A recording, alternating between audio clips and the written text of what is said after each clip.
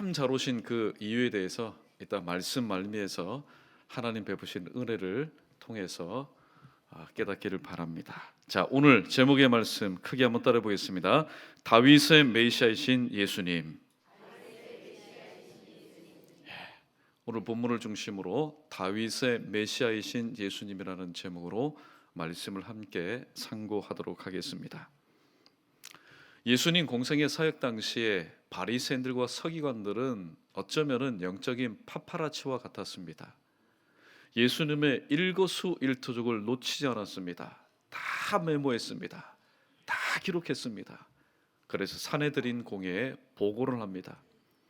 나사렛 예수라는 청년이 모날 모시에 모 장소에서 이렇게 말을 했는데 모세가 우리에게 내려준 이 율법에 어긋나지 않느냐. 하나님이신 예수님께서 친히 이 땅에 오셔서 하나님의 말씀을 증거할 때 한 말씀이라도 한 단어라도 내게 주시는 말씀으로 귀담아 듣지 않고 어떻게 하면은 그 말씀으로 인해서 예수 그리스도를 죽이려고 또 예수 그리스도에게 모든 것을 뒤집어서 음모를 씌우려는 그런 사람들이 바로 바리새인과 서기관들이었습니다.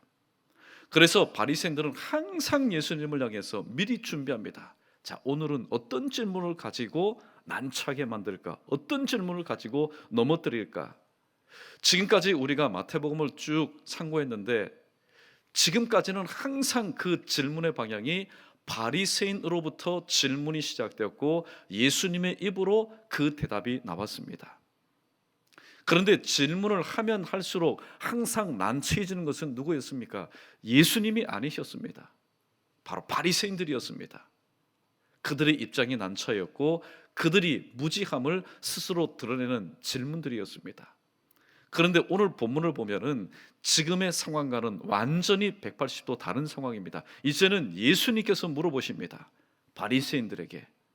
그리고 바리새인들이 질문을 합니다. 너희가 그렇게 대답하였느냐?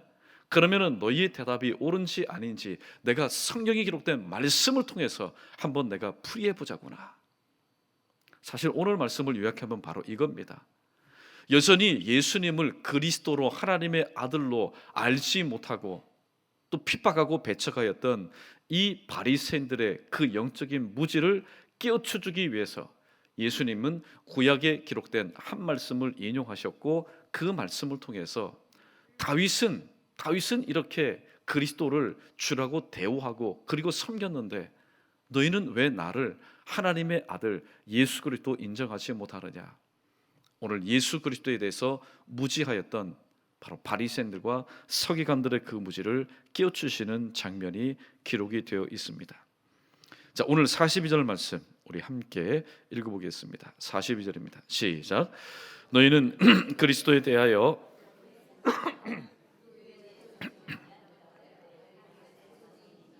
아멘. 너희는 그리스도에 대하여 어떻게 생각하느냐? 누구의 자손이냐? 대답하되 다윗의 자손입니다. 질문도 깔끔하였고 대답도 깔끔합니다. 질문이 너무나 깔끔하지 않습니까? 요즘 보면은 국회의원들 청문회 할 때 보면은 질문하라고 하는데 질문이 아닙니다. 상황을 다 설명하고 예수님의 질문은 너무나도 간단 심플하였습니다. 너희가 그리스도에 대해서 어떻게 생각하느냐? 누구의 자손이지? 또 바리새인들의 대답도 너무나 심플하고 또 성경적인 대답입니다. 다윗의 자손입니다. 오늘 우리가 기억할 것은 바리새인들은 성경을 통해서 그리스도가 다윗의 자손으로 올 것을 그들은 알았습니다. 그래서 다윗의 자손이라고 똑똑하게 예수님 앞에 당당하게 그렇게 대답을 합니다. 우리가 이 부분에서 기억할 것은 눈앞에 있는 그리스도를 망각한 채 그리스도에 대한 성경적인 지식에만 중요하게 여겨서는 안 된다는 겁니다. 눈앞에 계신 지금 예수님이 누굽니까? 말씀이시고 진리시고 하나님이신 예수님께서 지금 바리새인 앞에 계신데 그리고 그들과 대화를 하시는데 바리새인들은 예수 그리스도에 대해서 메시아에 대해서 하나님의 아들에 대해서는 알았지만은 그 하나님의 아들이 누구이신지 또 그리스도가 누구이신지 눈앞에 있으면서도 그들은 인정하지 않고 영접하지 않았던 것입니다. 바리새인들은 예수님에 대해서 너무나도 잘 알고 있었습니다. 그들은 그리스도에 대해서 그들 머리 가운데 가슴 가운데 인이 베낄 정도로 그들은 잘 알고 있었던 사람들이었습니다.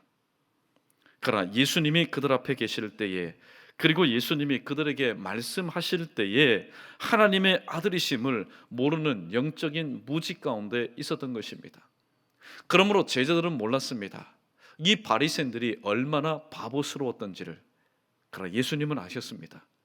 그렇기 때문에 예수님이신 하나님의 아들이신 예수님이 그들 앞에 있음에도 불구하고, 그들과 대화를 나눔에도 불구하고 몰랐던 그들의 그 무지를 깨우쳐 주기 위해서 우리가 몇 시간 동안 상고했지만은 계속해서 비유를 통해서, 왜냐하면은 있는 그대로 말씀을 전하면은 알아듣지 못하기 때문에 알리기 쉽게 풀이하여서 말씀을 전하였지만은 여전히 문고리를 안에서 잠궈놓고 있었던 바리새인들은, 죄인도 다 깨달았습니다.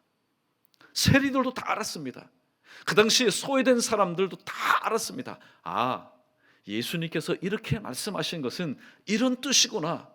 학위가 없는 사람들도, 가방줄이 짧은 사람들도 다 깨닫던 그 진리의 말씀을 당대의 사내들인 공예에 최고의 학부와 최고의 성경의 지식을 가지고 있었던 바리새인들만큼은 깨닫지 못했던 것입니다. 왜냐하면 그들은 스스로 영적인 무지 가운데 갇혀 있었기 때문입니다. 오늘 저와 여러분, 우리의 모습은 어떻습니까? 이 시간 우리 모두 대부분 학습을 다 받았고 때로는 세례를 받았고 입교한 성도들입니다. 그래서 하나님의 말씀에 대해서 10년, 20년, 30년, 40년, 50년, 60년 그 하나님의 말씀을 듣고 또 그 하나님의 말씀을 묵상하면서 읽었던 지난 신앙생활을 했기 때문에 사실 예수님에 대해서 모르는 사람 아무도 없습니다. 하나님에 대해서 모르는 사람 아무도 없습니다. 그리고 하나님께서 우리에게 말씀하신 그 가르침에 대해서 모르는 사람들이 아무도 없습니다. 예수님께서 저와 여러분을 위해서 십자가에 못 박혀 죽으셨다는 사실에 대해서 모르는 사람이 아무도 없습니다. 그러나 실질적으로 우리의 삶 가운데 예수님의 말씀에 대한 순종의 삶이 더욱더 많은 비중을 차지하느냐, 아니면은 그렇지 못한 삶이 나를 지배하느냐. 가만히 보면은 하나님의 말씀에 순종하고 불순종하는 삶이 하나님에 대해서 아는 성경의 지식과는 반비례한다는 사실을 우리는 깨닫게 됩니다. 하나님에 대해서, 말씀에 대해서, 예수 그리스도에 대해서 우리가 많이 알면은 알수록 더욱더 순종하는 삶을 살아야 되는데 그렇지 못한 삶을 사는 것이 또한 우리네 삶의 모습이기 때문입니다.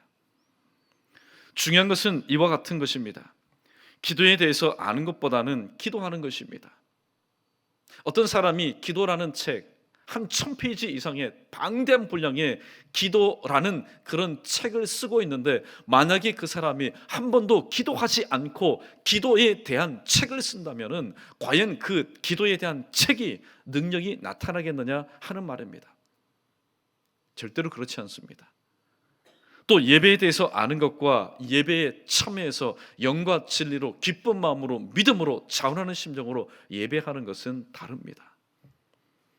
또 사랑에 대해서 아는 것보다 사랑하는 것이 더 중요하다는 사실을 우리는 잘 알고 있습니다. 용서에 대해서 아는 것보다 용서하는 것이 더 중요합니다. 만약에 어떤 사람이 용서에 대해서 책을 썼는데 노벨 문학상감입니다. 야, 지금까지 이 땅에서 성경 이외에 용서에 대해서 이렇게 논리정연하게 또 사람의 심금을 울릴 만한 그런 책을 쓴 사람이 없습니다.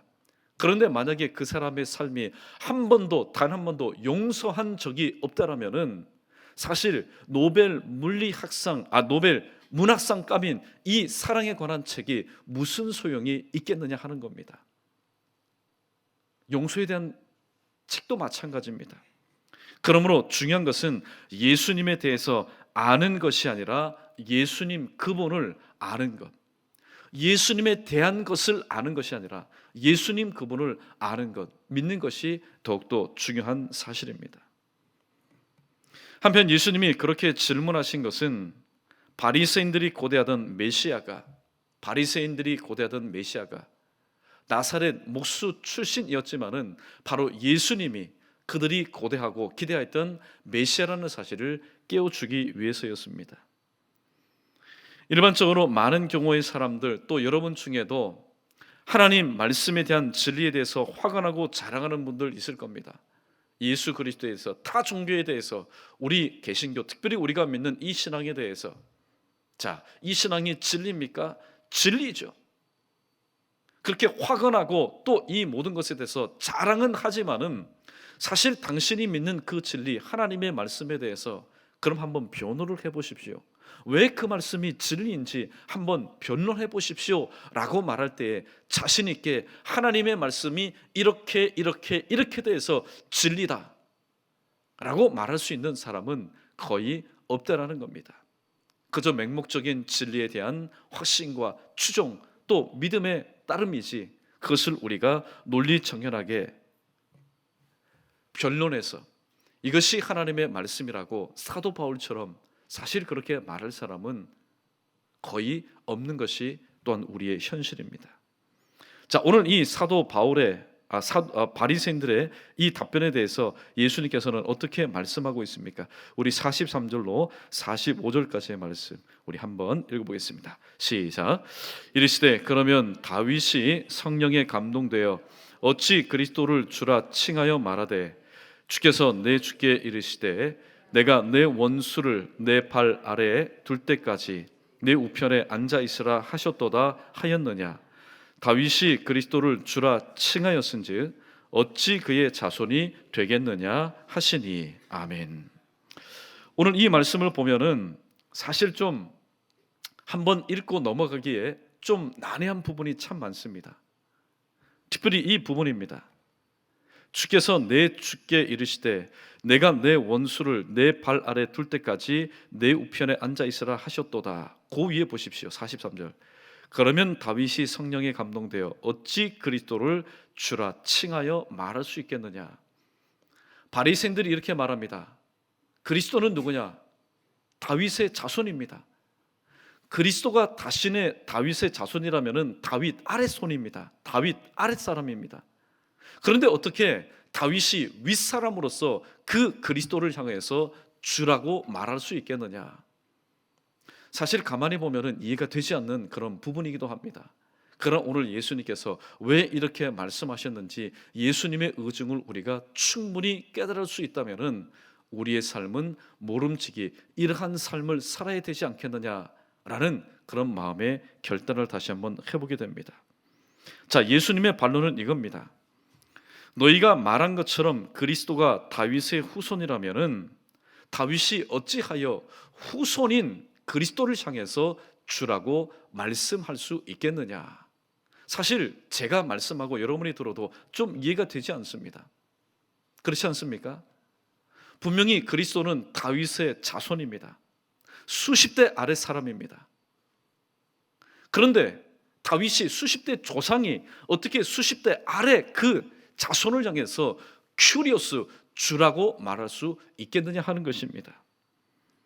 예수님의 질문은 바리새인들처럼 그들의 대답에 발목을 잡거나 꼬리를 물기 위해서 지금 그렇게 난해하게 말씀하신 것 아닙니다. 사실 난해하게 말씀한 것도 아니죠.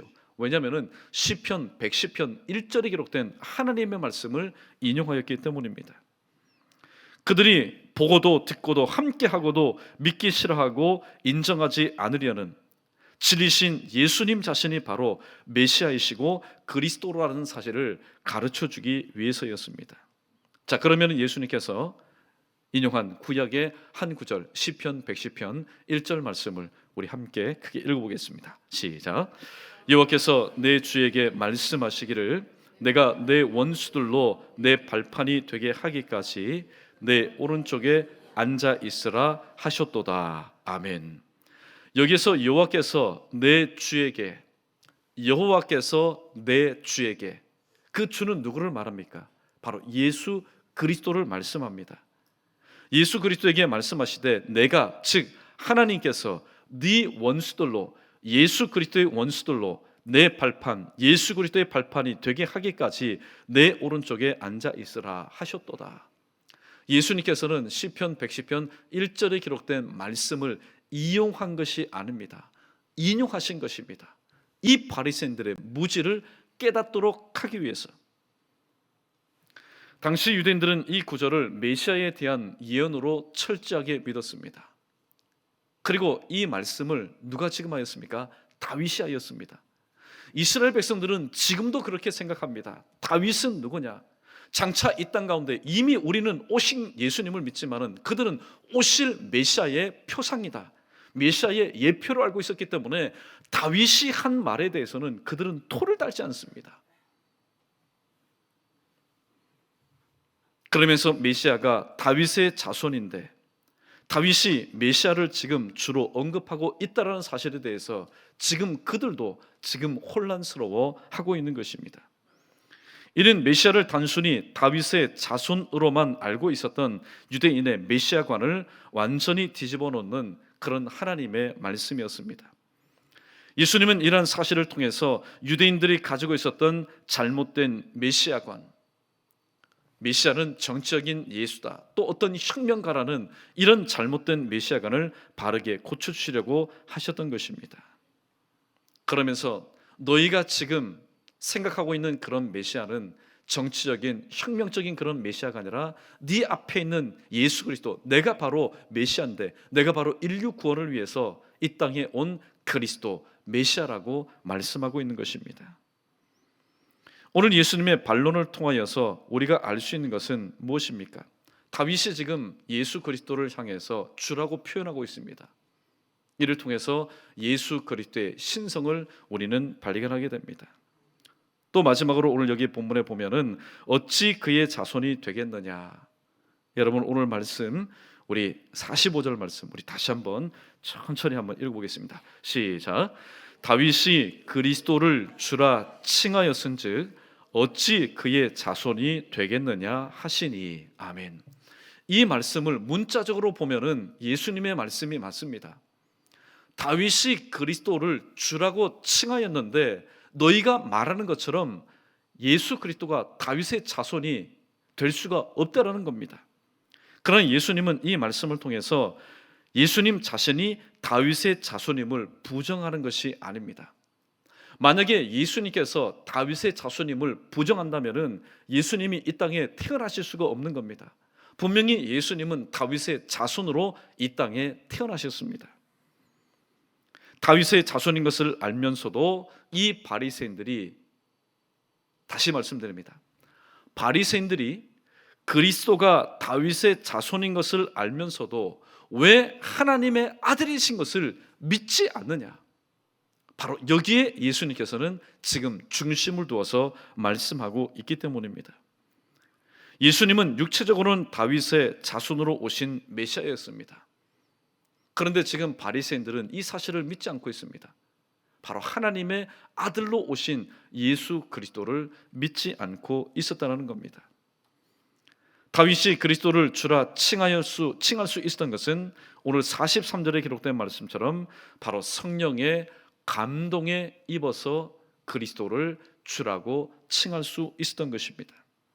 사실 다윗은 아래 수십 대 아래 오게 될 예수 그리스도를 한 번도 본 적이 없습니다.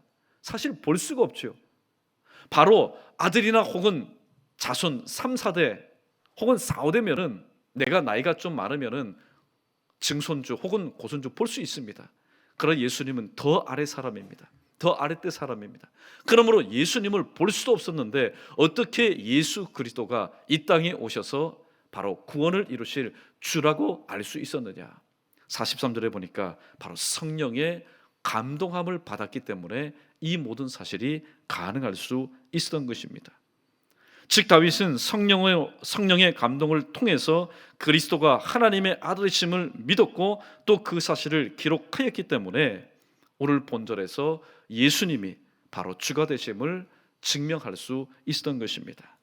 우리 고린도전서 12장 3절 말씀 우리 자막에 떴을 겁니다. 우리 함께 읽어보겠습니다. 고린도전서 12장 3절입니다. 시작. 그러므로 내가 너희에게 하나님의 영으로 말하는 자는 누구든지 예수를 저주할 자라 하지 아니하고 또 성령으로 아니하고는 누구든지 예수를 주시라 할 수 없느니라. 아멘. 자, 우리가 성령에 충만한 사람인 것을 우리가 어떻게 알 수 있습니까? 대부분 이렇게 질문하면은 머뭇머뭇거립니다. 뭐냐면은 나는 지난 주간, 나는 어제 죄를 지었는데 내 심령이 깨끗하지 못한데 내가 과연 성령에 충만한 사람일까? 우리는 그렇게 우리 자신을 의심하게 됩니다. 그러나 고린도전서 12장 3절 말씀에 보니까 변치 않을 하나님의 귀한 말씀이 있습니다.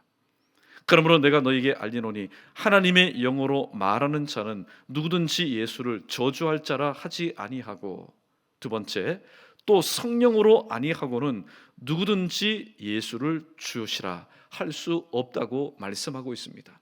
고로 다윗이 그리스도를 주라고 칭할 수 있었던 것은 다윗은 성령에 충만한 사람이었기 때문에, 성령에 붙잡힌 바 되었기 때문에 다윗이 보지도 못했고 알지도 못했던 그리스도를 향해서 주라고 시인할 수 있었던 것입니다.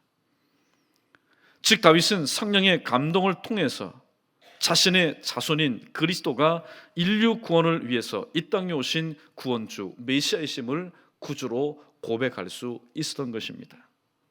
문제는 무엇입니까?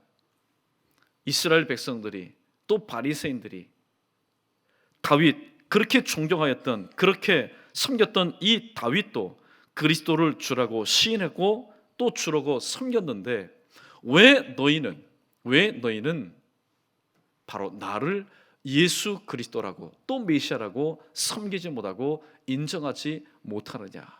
오늘 예수님께서는 그 부분에 대해서 지적하고 있는 것입니다.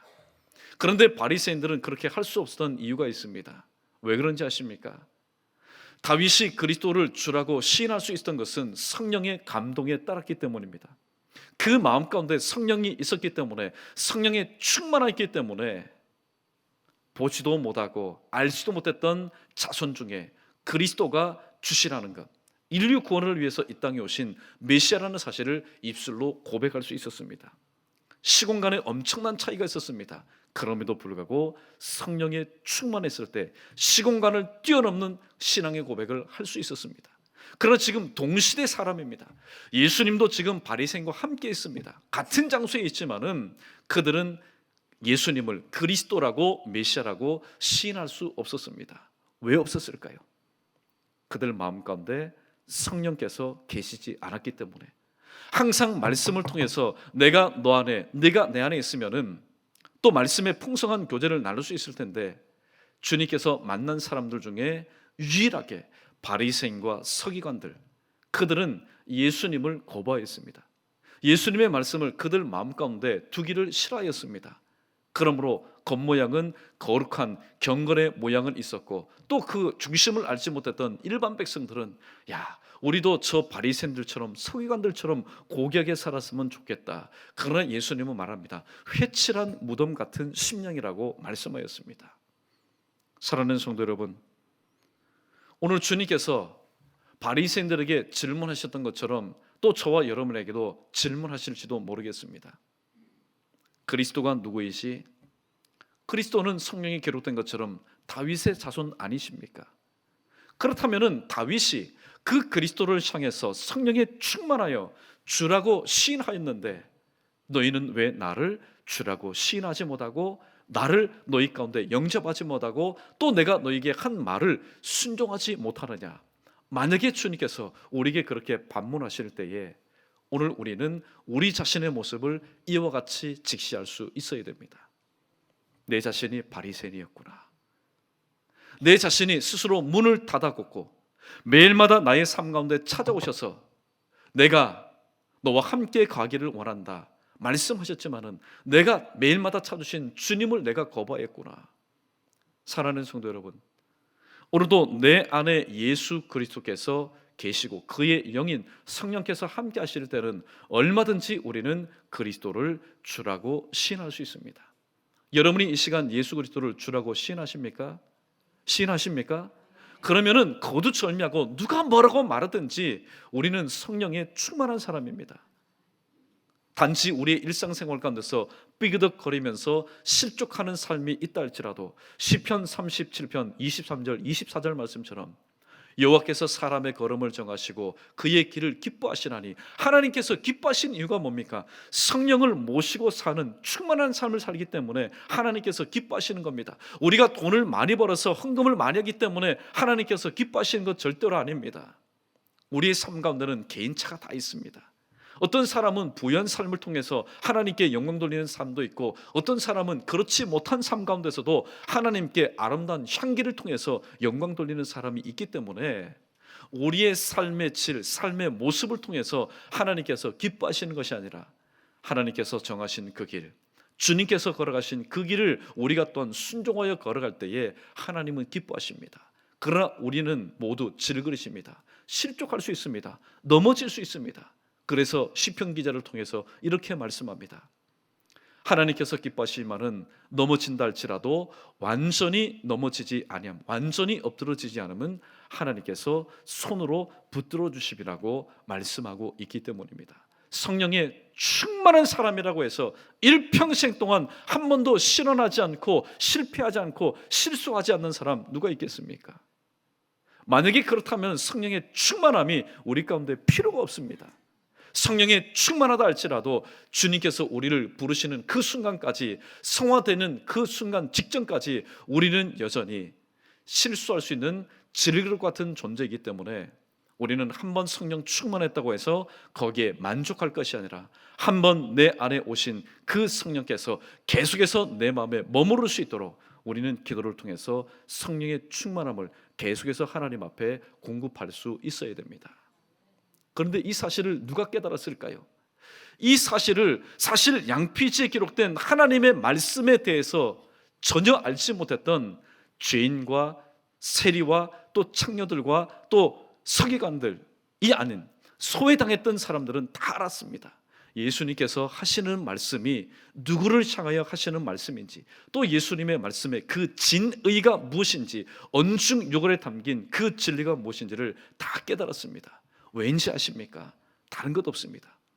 예수님의 말씀을 들을 때에 생긴 그 믿음이, 내가 이렇게 살아서는 안 되겠구나, 내 안에는 성령께서 함께 하셔야 되겠구나. 그래서 그들은 비록 겉으로는 죄인의 모습, 때로는 세리의 모습, 때로는 소외당하는 자의 모습이었지만 그들 가운데는 성령이 충만하였기 때문에 그들을 통해서 하나님의 놀라우신 말씀의 역사가 일어났던 것입니다. 그러나 하나님의 말씀에 대해서 너무나도 잘 알고 있었던 이 바리새인들, 그러나 정작 말씀이신 진리이신 하나님의 아들이신 예수 그리스도가 그들 가운데 왔지만은 그들은 왜 몰랐을까요? 그들은 왜 하나님의 음성을 듣지 못했을까요? 그들은 왜 예수 그리스도를 알지 못했을까요? 아무리 성경에 대한 지식이 있으면 무엇합니까? 아무리 하나님의 말씀에 대한 석박사 혹은 학위가 있으면 무엇합니까? 그 마음 가운데 하나님이 없는 인생, 하나님을 모시지 않는 인생은 하나님이신 예수님께서 오죽 답답하시면 이 땅에 오셨겠습니까? 그래서 그들의 눈앞에서 내가 하나님의 아들, 너희가 고대하는 메시아다, 그리스도다, 그렇게 직접 말씀하시고 또 눈으로 보여주셨건만 성령이 없으니 그 하나님이신 아들 예수 그리스도를 볼 수 있는 영안이 뜨이지 않으니, 영의 귀가 뜨이지 않으니, 그 마음문이 열리지 않으니 하나님을 알 수가 없었다는 것입니다. 그래서 오늘 말씀의 결론은 이와 같습니다. 무엇입니까? 또 성령의 충만함을 덧입지 않고는 그리스도를 주라고 시인할 수가 없는 것이다. 그러나 이 땅 가운데 죄인이라도 상관이 없다, 세리라도 상관이 없다. 하나님의 말씀에 대해서 사실 죄인과 세리들이 여러분 접할 기회가 있었겠습니까? 죄인이 하나님 성전에 출입할 수 있었겠습니까? 세리들도 사실 하나님을 믿지만은 그 직업상 하나님의 전에 들어가서 제대로 귀를 기울이고 말씀을 들을 수 있었겠습니까? 하나님의 말씀에 대해서는 무지한 그들이었습니다. 그러나 하나님이신 예수님이 이 땅에 직접 오셔서 그들과 만나셔서 말씀하실 때에 그 예수님의 말씀을 하나님의 음성으로 듣고 예수님이 누구신지, 예수님 자체를 그들이 깨닫고 영접할 때에 바리새인과 서기관들이 알지 못했던 예수 그리스도가 바로 구약의 메시아요, 또 그리스도라는 사실을 그들은 깨닫게 된 것입니다. 그러므로 오늘 우리의 삶 가운데 이 말씀을 적용해 보기를 원합니다. 우리 모두는 오늘 또 예수님을 우리는 바로 하나님의 아들이심을 우리가 믿습니다. 믿지 않는 사람 누가 있겠습니까? 또 예수님은 나와 여러분 우리 자신을 위해서 이 땅에 오셔서 십자가에 못 박혀 죽으신 구세주라는 사실에 대해서 우리는 알고 있습니다. 대해서 아는 것, 대해서 아는 것. 그래서 우리는 성령의 지식에 대해서 때로는 자랑을 하고 때로는 교만한 자리에서 그러한 성령의 지식을 가지지 못하는 사람을 향해서 때로는 비판하고 때로는 정죄하는 삶을 살았습니다. 그러한 나 안에, 그러한 우리 안에 만약에 예수님께서 계시지 않는다면, 성령께서 계시지 않는다면 대해서 아는 것, 신구약 성경에 대해서 아는 것, 세례에 대해서 아는 것, 교회 법에 대해서 아는 것, 그것이 무슨 소용이 있겠느냐 하는 말씀입니다. 그렇다고 해서 하나님의 말씀에 대해서 모르는 것 아닙니다. 하나님의 말씀에 대해서도 우리는 충분히 알아야 됩니다. 그러나 본질적으로 근본적으로 알아야 되는 것은 바로 그 말씀을 우리에게 주신 예수님이 어떤 분이시냐, 예수님 자체에 대해서 알아야만이 우리는 또한 이 땅 가운데서 신앙생활하면서 여러 가지 일들로 인해서 실족하지 않는 삶을 우리는 살아갈 수 있게 되는 것입니다. 말씀을 정리합니다. 오늘도 이 땅에는 두 부류의 사람이 있습니다. 바리새인들처럼 예수님이 하나님의 아들이심을 알지 못한 채 그리스도가 바로 메시아라는 사실, 그 사실에 대해서는 아는 사람들이 참 많습니다. 그러나 우리가 신앙생활할 때 무엇에 대해서 아는 것을 통해서 신앙생활하는 것은 참으로 위험천만한 요소들이 많습니다. 왜냐하면 바리새인들처럼 하나님이신 예수님을 앞에 두고도 그분을 부인하며 그분을 죽이려는 그런 음모를 꾸밀 수 있기 때문입니다. 그러나 비록 성경의 지식에 대해서 짧다 할지라도 오늘도 내 삶 가운데 찾아오신 그 예수님을 우리가 영접하고 그 예수님과 항상 교제하는 삶을 살 때에 우리는 예수님 당시에 죄인과 또는 세리들처럼 항상 성령에 충만하여서 주님께서 어떤 말씀을 주신 간에 그 말씀에 아멘하면서 순종하는 삶, 그래서 믿음의 역사와 말씀의 역사를 체험하는 그런 삶을 우리는 살아가게 될 줄로 믿습니다. 그러므로 예수 그리스도를 단지 육체적으로 다윗의 자손으로만 아는 저와 여러분 되지 마시고 오늘도 영을 통해서 내 안에 계신 성령의 충만함을 통해서 그 가르침을 통해서 바로 예수님은 다윗의 메시아이시며 또한 저와 여러분의 메시아이신 예수 그리스도를 다시 한번 신뢰하면서 그분을 의지하며 신앙생활할 수 있는 저와 여러분 우리 모두 되기를 주님의 이름으로 간절히 축원합니다.